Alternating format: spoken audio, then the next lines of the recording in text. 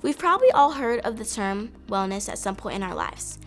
It is often confused with terms such as health, well-being, and happiness. While there are similarities, wellness is associated with an active process of being aware and making choices that lead to overall health and wellness. Hi, I'm Rylee, and today on Mindframe, we are talking about, you guessed it, wellness. The Global Wellness Institute defines wellness as an active pursuit of activities, choices, and lifestyles that lead to a state of holistic health.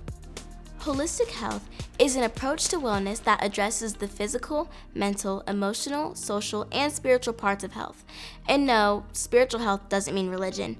Spiritual health means living a purposeful life and finding a balance between physical, mental, and social aspects of life. Finding this balance can be hard, so it's important that we take time for ourselves. To learn more about mental health and wellness, we caught up with Amanda Dieter, who works with young people of all ages, so she can tell us why self-care is so important. When we are looking at wellness, and you can think about it from a prevention lens, you're thinking about those practices that you're doing on a regular basis to promote good mental wellness, good physical wellness. You're thinking about eating right, exercising, getting good sleep, healthy relationships with others, staying regulated, keeping yourself in a good space mentally. So when you think about wellness and taking care of yourself for mental health reasons, you're thinking about a lot of different aspects of yourself. You're not just a student in a classroom. You're not just a friend. You're not just maybe an athlete in a program. There's a lot of different sides to yourself. So when you think about yourself in that realm, it's you really taking care of yourself in all of those areas. One of the biggest predicting factors for somebody's mental wellness is their connectedness to others, to family, to friends, to community, to their culture, to their values. Relationships are actually one of the most important parts of staying mentally healthy. But what does having a positive relationship look like? And what does it actually mean? We talked to Dave Paxton, who is the Chief Clinical Officer for the Village Network. He sees how technology and social media are impacting relationships and how it's negatively influencing our mental health. A positive relationship is one of respect and trust. And it's one in which we can depend upon. When we're in a relationship with a safe, trusting person, we know that we can depend on them, and they're there for our rough times when we're stressed out or when we're struggling with a certain issue. So we humans, our brains were meant to be in relationships. And the more relationships we have, the more safe, trusting, healthy relationships we have, the more we're going to be able to develop good mental health. We thrive when we're in relationships. Learning how to be a good friend to somebody is one of the most important things that you can do in your life.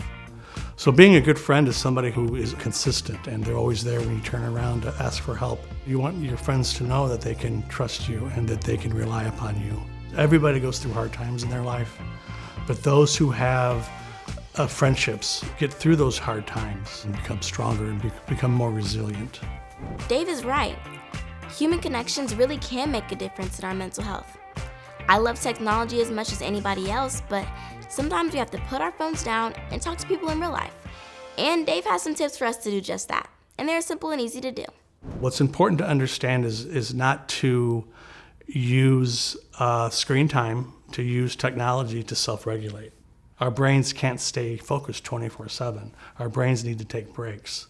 So it's important that we don't develop the habit of taking those brain breaks with our phone. So try to set limits on the screen time. Try to set a goal of so many minutes a day you'll be on the screen, and try to limit it to that. Ask an adult who's in your life to monitor your phone use, and maybe they'll help you put limits on the time that you use the phone.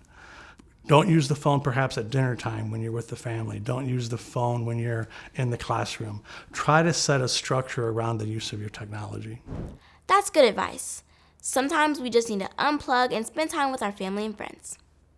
Diet, exercise, and sleep affect mental health too. But how are they connected? And how do these things impact the brain? Amanda Dieter can give us more information. When it comes to mental health, nutrition and exercise can play a really big role. There's a lot of studies that show a correlation between mental health and the foods that you eat. Harvard Health has taught us that There's a lot of correlation between diets that are high in sugar and impaired function in the brain. And we know that that also impacts mental health disorders, mood disorders, anxiety, depression. And if we are in a place where we're struggling with some of those issues, one thing that we can do is looking at the foods that we're eating and how the things that we're eating are impacting us for better or for worse. When we choose things to relieve our stress, like exercise, like taking a walk, which we could do with a friend, we are not only releasing those endorphins in our body, but we're also giving our body what it needs with regulation, because we're doing an activity that's rhythmic and repetitive, and we are giving our body's stress response system exactly what it needs to calm down, to feel safe, and to get us in a place where we can really open the part of our brain that learns. Sleep is vital to brain function. It's vital to our brain kind of doing its little housekeeping schedule of clearing out what we have learned that day and the stress and the toxins from the day, and kind of hitting that reset button. We've always seen sleep deprivation or insomnia as a symptom of mental health disorders, but we're also recognizing that lack of sleep is actually promoting mental health disorders. So one thing that we can do to help promote healthy mental health is get enough sleep. We are told these things all the time. It can be hard when life gets so busy, but it really can make a difference in our mental health. According to Medical News Today, a recent study showed that physical activity is 1.5 times more effective at reducing mild to moderate symptoms of depression, psychological stress, and anxiety than medication or cognitive behavior therapy. It seems living a healthy lifestyle really is the best way to promote mental wellness. So it's worth it to take time for ourselves. Hit the like button and subscribe if a smile from a friend has ever brightened up your mood. While you're doing that, let's quickly sum up the wellness tactics we've heard. Eating right, what we put in our bodies matters. Next, exercising. It doesn't have to be bodybuilding. We just have to get up and get moving. I always enjoy riding bikes with my friends. Limiting screen time. Okay, I think we all need to work on this one, but just wait until after the video's over. Fostering meaningful friendships. So important. When I'm going through something difficult, I can always count on my friends to be there for me. And last but not least, getting enough rest. All of these things are connected to overall mental health and wellness. Diet, sleep, exercise, quality relationships. These all affect how our brains function day to day. And if we fall behind on one of these, our mental health can suffer too.